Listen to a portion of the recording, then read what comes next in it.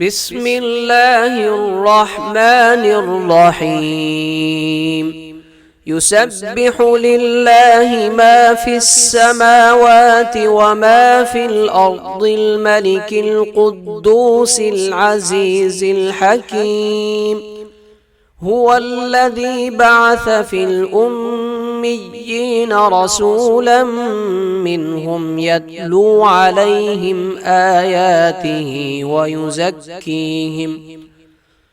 ويزكيهم ويعلمهم الكتاب والحكمة وإن كانوا من قبل لفي ضلال مبين.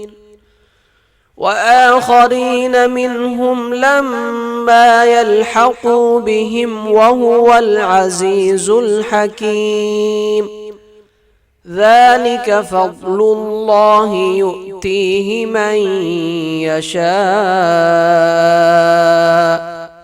والله ذو الفضل العظيم. مثل الذين حملوا التوراة ثم لم يحملوها كمثل الحمار يحمل أسفارا بئس مثل القوم الذين كذبوا بآيات الله والله لا يهدي القوم الظالمين. قل يا أيها الذين هادوا إن زعمتم أنكم أولياء لله من دون الناس فتمنوا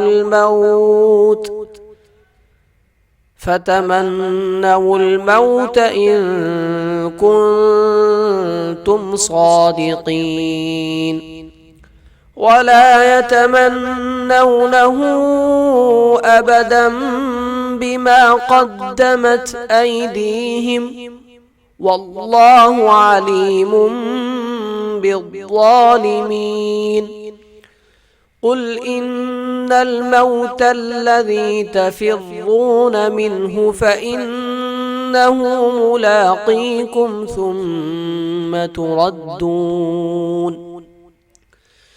ثم تردون إلى عالم الغيب والشهادة فينبئكم بما كنتم تعملون. يا أيها الذين آمنوا إذا نودي للصلاة من يوم الجمعة فاسعوا إلى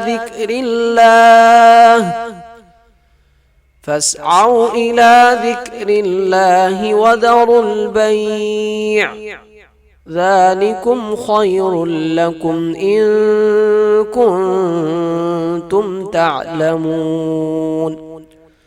فإذا قضيت الصلاة فانتشروا في الأرض وابتغوا من فضل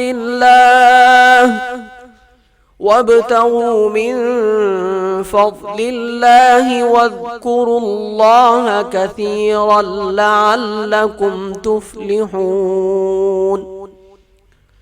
وإذا رأوا تجارة أو لهوا انفضوا إليها وتركوك قائما قل ما عند الله خير من اللهو ومن التجارة والله خير الرازقين.